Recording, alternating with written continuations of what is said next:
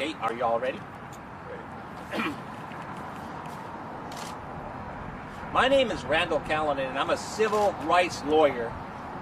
And I'm here today with Taylor Rogers and members of the community because Taylor Rogers was stopped by the Santa Fe police and for no reason thrown on the ground right into a bed of fire ants in the middle of the day, and then held there while she's screaming that there's fire ants on her. They put handcuffs on her so she can't even brush them off her face. And I just wanted to show you what this case is about. Here you go. This is just some of the ant bites, because these ant bites, fire ant bites that is, and us here in the South, we all know what fire ants are. And we know that actually, on occasion, they kill animals, and even sometimes they can kill people with enough bites. And I was counting these bites, and I stopped at 300 bites. And she can't brush them off her face, and she's telling these officers, there's ants on my face, and they don't brush them off. This was their punishment. They knew what they're doing. This was no mistake. And so we're here today to ask Santa Fe Police Department to discipline its officers. We saw the video. We gave the media the video clip, and it shows officers, 3 or 4 officers, just hanging around watching. Well, she isn't a danger. You can see she's not armed.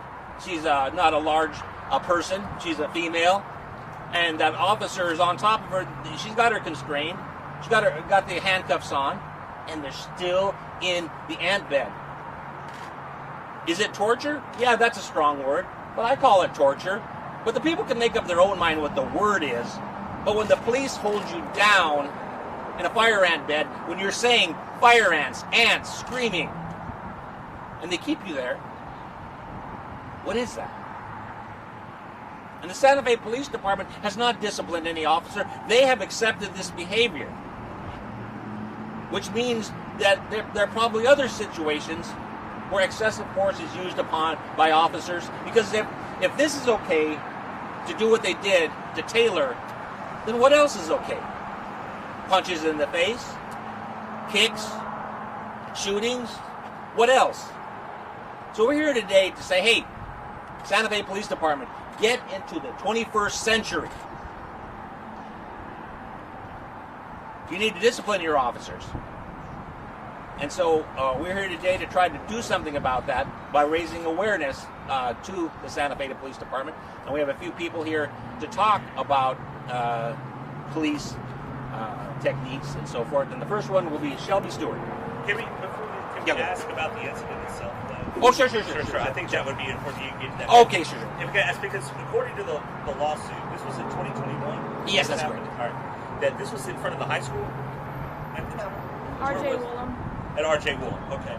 Can you get closer to the mic? No, she's not going to talk about the facts of the case because there's an ongoing case about it. Let me give you the generalities. But according to the lawsuit, it was about, she wasn't pulled over so much, she was going the wrong way in a circle drive. Is that right? And that was Santa Fe ISD police at first, and then Santa Fe PD. Yeah, that's correct. There was both ISD police there and the Santa Fe police, and she never endangered a single person. At the most, she went in the wrong direction.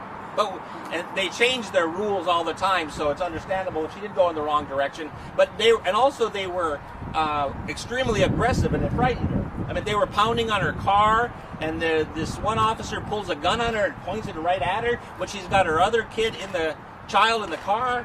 I mean, they're creating a dangerous situation, like escalating it through the sky, and apparently they have no de-escalation training here, and that's another thing they need is de-escalation training.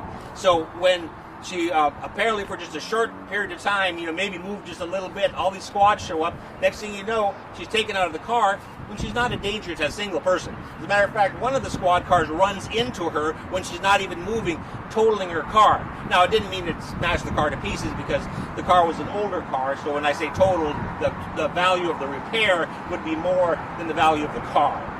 So that is basically what happened, and so they put her on the ground once again, and then what transpired is what transpired. That's why I want to try to clarify, because you start with Santa Fe as DPD, and then SFPD gets called in. Yes. At what time were they called for like some Well, we don't know the back? fine details of it yet, because the reason being is although we have there's a civil lawsuit filed, there are many protections that the government has when you even file a lawsuit against the government that the citizens don't have, and one is that creates big delays in what's called the discovery process, whereby you don't even get these pieces of information and documents and so forth until later. And that's why we're now hearing about it, even though it was 2021. This has been ongoing. Well, the lawsuit, there's a 2-year statute of limitations to file a lawsuit, and this particular lawsuit was filed near the end of the 2 years, so it was only filed late last year. And it was filed in Houston, and then it was moved to the Galveston, because Galveston has a federal courthouse, and it started in Houston, and really not much happened there, and then it's been moved to the Galveston courthouse, and it moved to the Galveston courthouse in January. And you're asking for the disciplinary of the officers that were involved here. Was there a formal complaint filed for internal investigation? They did an investigation, and there was no discipline meted out. This is such a simple one. Look at the video. This is not a he said, she said. This is what the video said. Just look at the videos of everything that happened. No danger. Nobody injured except for her. Look at the video. There's 4 officers looking down, not excited about anything, while has her face in the ants, and the other officer is, just holding her down in there and she's saying ants. And it's so obvious. Now, there is this,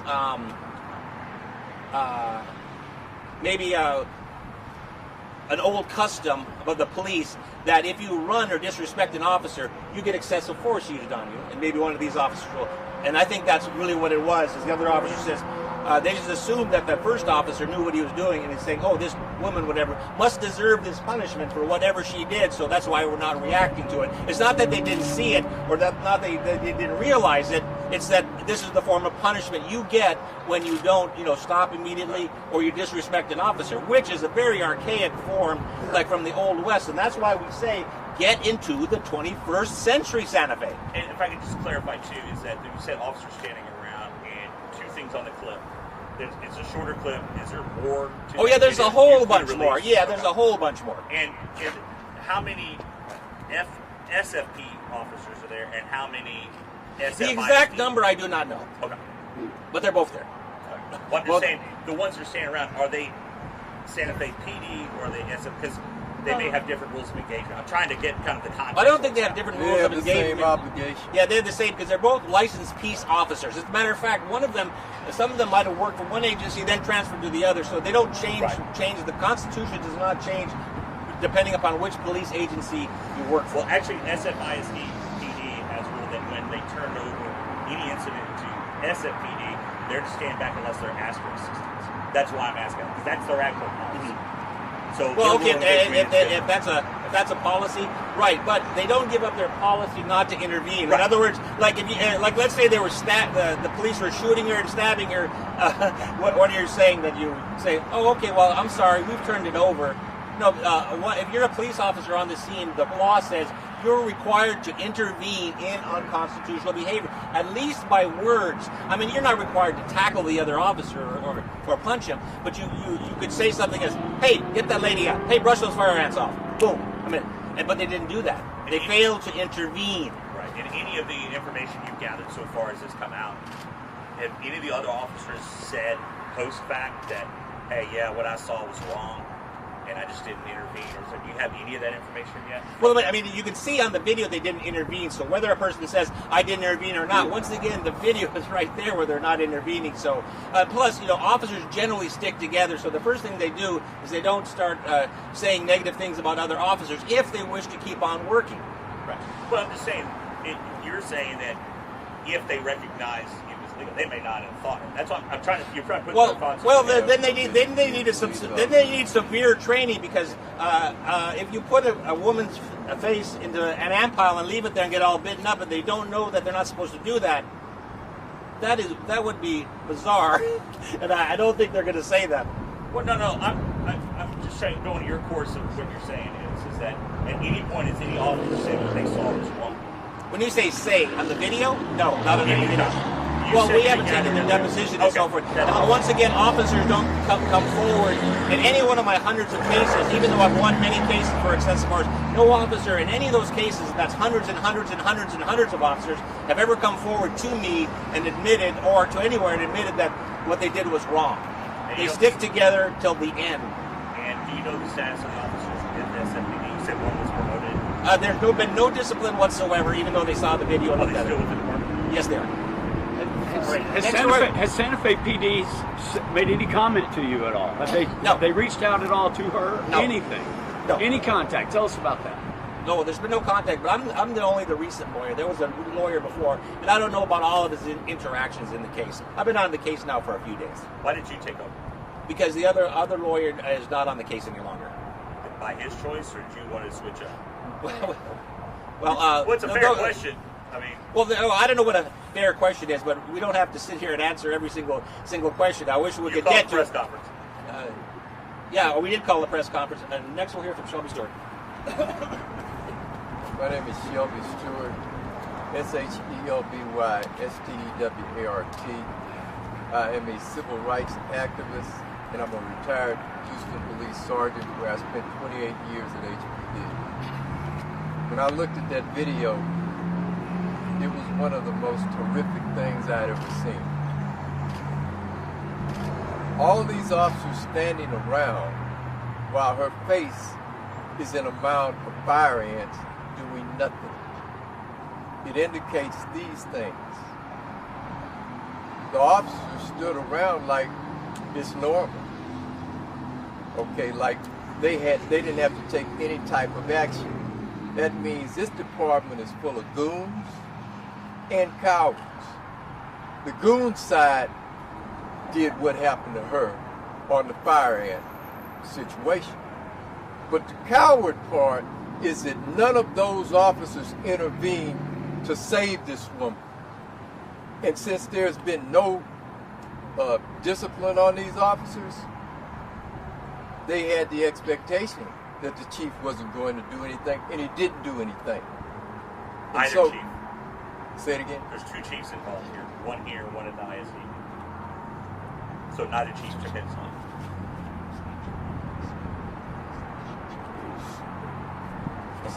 He's one of them right there, right? The ISD police chief is on scene. Okay, Right there. okay. Did he stop him? He's the one who ran to my car. Right. That's what we're trying to, because there's two different departments here. Okay, okay. I would say this. Santa Fe is crying to have Merrick Garland and the DOJ come down here and straighten out this police department. Because you don't have police officers. These are not police officers that stood around and watched what happened to her. And they bring shame to the badge. As a trained police officer, 28 years you said you had. Yes. What would your reaction at that scene have been? I would have stopped it. I would have stopped them from, first of all, she shouldn't have been in a fire ant pile in the first place. I would have had them take her out that pile and process her. But I also would have questions for the individual and would open up an investigation on the individual that put her in that mound. Sergeant, did you see the full video or only the clip that we I only saw the clip. Okay. So, in your experience with the HPD, did you ever see something similar? Would you actually stepped in and tried to stop it? I never saw anything like that. So you've never. I never in your saw history, anything where officers were standing around watching the law being broken and doing nothing. Okay, so you've never experienced that in your 28 years? No. Have you ever been in a situation like that where there's two different departments? Is there any question as to who is in control, or does that matter? I'm not certain that it really matters, because we all should be under the same rules as far as criminal conduct is concerned, and how people that are arrested, how they're treated. There should be no difference in that. So neither department has a quote out saying, well, it wasn't us, it was them. And it was them. Did they have this? They were standing there and they watched her get brutalized. They're responsible. Sergeant, let me just ask you, you've only seen the one clip. Have you looked at any other reports about this? Just that one. So you're basing the sole judgment on this one clip? Yes. All right, so is that a normal tactic as well, given your experience of just looking at one thing and that's the evidence? Well, look, that one clip tells me everything. Her face is in the fire ant mouth. Other officers are standing around watching it, not doing anything. And so, I mean, I don't know how much I need to see, but I saw guys that did not take the proper action. If they say it was resisting arrest beforehand, that's why she ended up on the ground then, you don't know if that happened or not? I don't know how many police officers were there at the time. I saw a bunch. Courts. I mean, how does she end up? Why does her face end up? That's what I'm asking. It is it is the courts who punish people. Officers do the investigation and arrest. So, right, but you're presenting him as an expert witness or witness in this thing, and I'm using his experience because he wasn't there. Well, I'm trying to say he's experienced as an HPD officer. I'm asking him. So would you normally base it on a short clip, and that's how you make a decision? If I see anybody, not just her, being abused by a police officer, and 5 others are standing around doing nothing, what more do I need to see? If the officers were to claim that she struck first, That doesn't matter. That doesn't mean they can whip her ass. He wasn't resisting that while the 4 officers were standing around. So, but I'm just saying, I'm just going through everything because we don't have their side, obviously. And so you're being presented here as an expert, so I'm just trying to figure out what you do know. Well, all I can go by is what I see. Gotcha. yeah. And Sergeant, you never had any experience with Santa Fe PD doing anything. You're just talking about your background to understand, correct? Never had any experience with Santa Fe PD. Yeah. Why don't you hand him that first one and ask him? Okay, no, I know. No, I know. You want to hold that? I mean, I don't know. Maybe there's a big difference. I know. I already know. Hi, my name is Jeff Reese. It's Jeff Reese, R-E-E-S-E. I'm currently with the Greater Houston Coalition for Justice, former president of the Houston Peace and Justice Center. But I also was in law enforcement for almost 26 years. I was with the Harris County Sheriff's Office. And, the bad thing is people want to believe the best about the police, okay? And there's a thin blue line that if you work, no matter what agency you work for, you're going to come to the aid of another officer regardless of what agency he works for, okay? Right? And so, but there's a thing called POP. I don't know if you've ever heard of it. It's called pissing off the police. And where I come from, this is what happened when you angered an officer. There's a saying you can beat the rat, but you can't beat the ride. I don't know if you've ever heard that. Some of the old heads that I work with. One thing I also did, I helped form the mental health unit for the sheriff's department. I was a trainer at our academy for the CIT. I did that for over 2 years, and I helped form the trainer. I've been a hostage negotiator. And I've talked to people in crisis. I was also a crisis hotline suicide counselor. So the thing with this, I think why I'm here is there is that propensity to give the police the doubt. And when something like this happens, we automatically give the police the doubt. Even, we don't want the police to be seen in a bad light. All right, they're the heroes. But what we saw happen that day, there was nothing heroic about what happened. Now, you mentioned she was going to be arrested for resisting arrest? No, I didn't. I just asked. Okay, well, many times people are arrested for resisting arrest. Well, what were you going to arrest them for in the first place? Right? And many times the judge dismissed the charges. In this case, this was so horrific. I couldn't believe what I saw on these pictures when Randall sent them to me. It was like, dude, no way. I cannot believe that this happened, even though it happened a couple years ago. For me, that's not surprising. I have friends that are mothers that sons have been murdered for over 2 and 3 years, and they're still waiting for an autopsy. Why? Because the police did it. and this is kind of sad. I know it's bad. People want to believe the best of the police, but what happened there was not the best, I think. And so if you have any questions, I'd be happy to answer them. You know, and so, but yes. You said at the beginning that you had, in your experience, you did training, but you said there was the POP, as you said. Yes. Where you came from. Did you ever see any incident like this, and what did you do about it? Well, no fire ants, no, but yes. No, but just in general. Of course. I've seen people rip the skin off their face. And you intervened Yes, each time? but you have to. How could you stand by and not intervene? And I say, if you see this picture here, how could you not intervene? All you have to do is pick her up. Get her off there, but remember, she's not a threat. Why would you have her face down? You know, she's not a felon. She didn't have a weapon. And she's at the school dropping her kids off. Right. So common sense would tell you what? You know, you can interact with common sense, hopefully. But sometimes the officers, in their way of thinking, they view everyone as this terrific threat, and they're going to neutralize the threat. And what evidence have you seen from this? Video only? Or you Yes, just a picture. That one clip just in a the picture. And in Randall's word, you know, his word is good with me. We've done many, you know, cases together, and I mean, what threat could she be? You know, and why was she pulled over in the first place?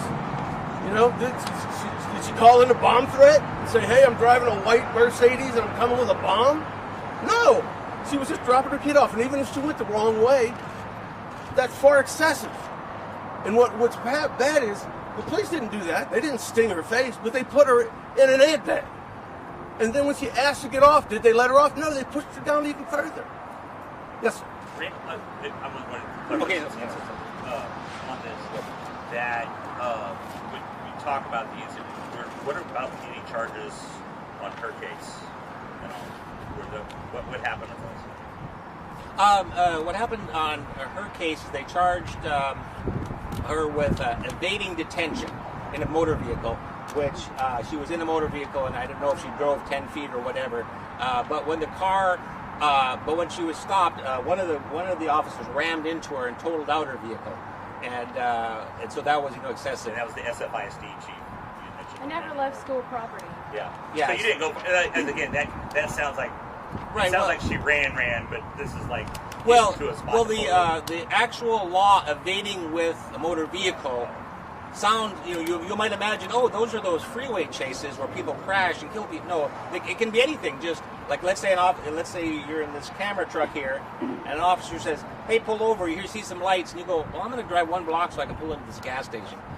They could, based upon the law itself, say, "No, you evaded detention because you saw me a whole block back there, and during that whole block." Those 12 seconds, you knew I was behind you, trying to stop you for those 12 seconds, and the law doesn't make any consideration. It doesn't say you can go 1 block or anything. So, but she's currently on deferred adjudication, which means that if she completes her deferred adjudication, she'll have no conviction. And we're not dealing with a rich person who can hire, lawyers, like Dick DeGuerin, or even, if it's about any lawyer, because she's a young woman trying to make it. She's a hard-working woman. She's got a child, and we're not talking about rich people here. And, essentially, she's took a no longer tender. Yeah, well, that's sort of like it. But if she completes her deal, she won't be convicted, and it'll be all over. So that's good. $5. But anyway, so see the next person. Okay, so next we'll hear from. Do you want to speak? No, I was just going to ask, just to be clear, she was never on a public roadway or anything like that? Well, what do you say? Well, it's a public school district. Right, but it's not a public roadway. Yeah, it's not a public. It's not a public roadway like we have here. She was Avenue S and North Ave. Yeah. So anyway, but no one was ever in danger. Yeah, I mean, it's not like you were on the road. Right. No, yeah, no. I was just scared because the lady was You punching. said they banged on your car, right? They- So you didn't know. And pointed a gun at her with My her window child doesn't roll down. with the child Like, in the back. So if a lady's just punching my car like from the back all the way to the front, my son's in there. How do I open the door? And I don't know what she was doing. Just to clarify, when you say like was it an officer or I just saw some it random at woman? the time. It was like a security guard. Well, let's not discuss the facts of the cases. Once again, the case is under litigation, but you did have a statement there. You can say, Right. why don't you come here and give your statement, please? Sorry, I just have it on my phone. That's fine.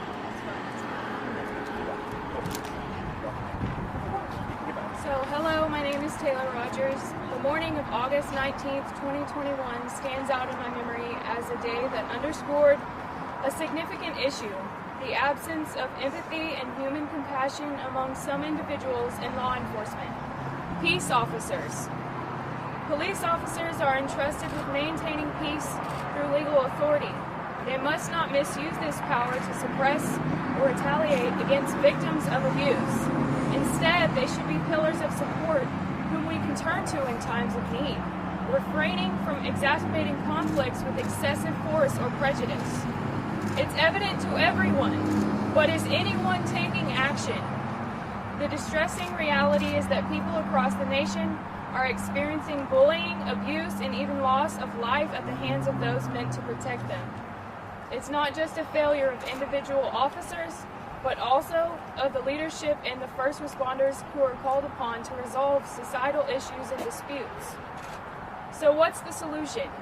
We urgently need enhanced police training focusing on de-escalation techniques to diffuse tense situations with empathy and restraint.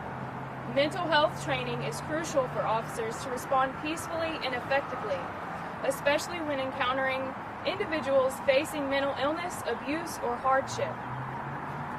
Ultimately, the answer lies in love, the essence of God. We must strive to make peace with our neighbors and extend compassion to those in need. If we witness wrongdoing, let us act, but let our actions be rooted in kindness, understanding, and self-control.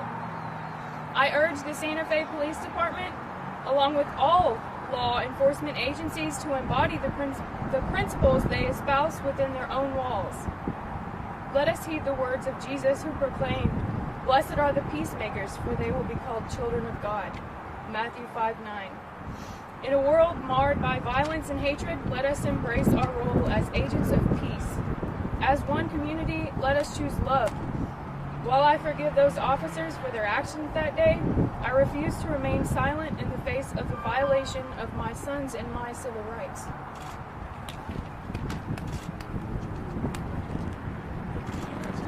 And one clarification, the lawsuit claims that there was an incident before that she has. Yeah, there was an incident before, and I believe that's was a subject of a lawsuit, correct? Was there a lawsuit? Okay, so that would be on file with the Galveston County Federal Courthouse? It should be. Yeah, so all that would be... It was a federal lawsuit. That's But it involved you too. It involved me and my mother. They broke her teeth out. Gotcha. Yeah. So, alrighty, well, if you have any further questions, we'd be glad to entertain them. Explain, she said her kid was in the car. Explain where their children, did they see it, where they were, that type of thing. Well, I mean, they're in the back seat, so of course they saw everything. I mean, they're awake. I mean, he or she's awake. How old are they? He's going to be 11 in July. How old are they? He was 9. Okay, so there's a 9-year-old in the back seat, so he saw everything. In fact, at one point the officer refers, say, hey, keep resisting. It's the only reason that, according to the lawsuit, she stopped saying anything or you went quiet because they said your son's watching from the car. Didn't they use it as a kind of a well, she was never convicted of or even charged with resisting, to my knowledge. I'm just saying it during the tape. According to the lawsuit, the reporting hears an officer say, "Hey, quiet down. Your son's seeing this." Basically, hang on. I know you really want to say something, but there's really a lawsuit. do. No. Yeah, and I just refer to the lawsuit itself. And I know you just got it in here.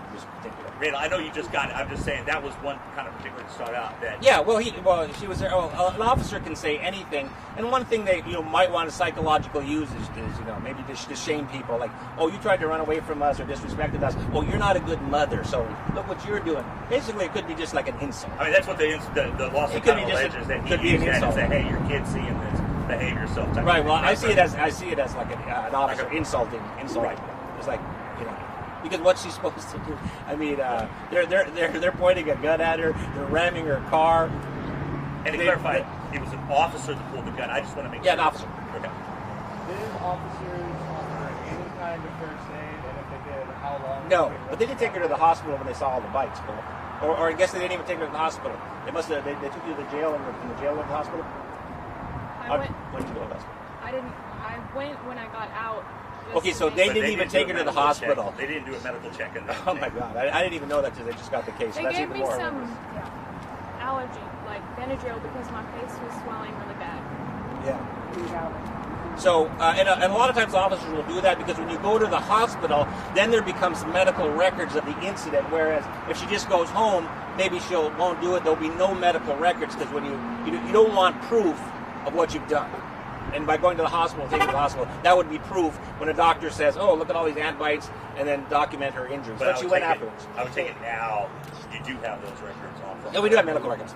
So how long, if she didn't get medical attention until she was in the hospital after she was in jail, how long was she in jail before she could get out? 2 days. 2 days. 2 days. You were in jail for 2 days before. Okay. Alrighty, if there's nothing further, thank you so much for coming. Thank y'all. Sorry.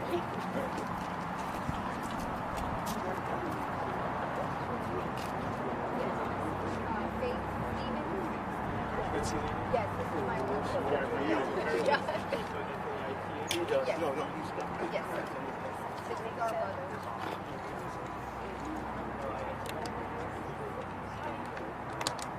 All right, y'all. Thank you. Most people.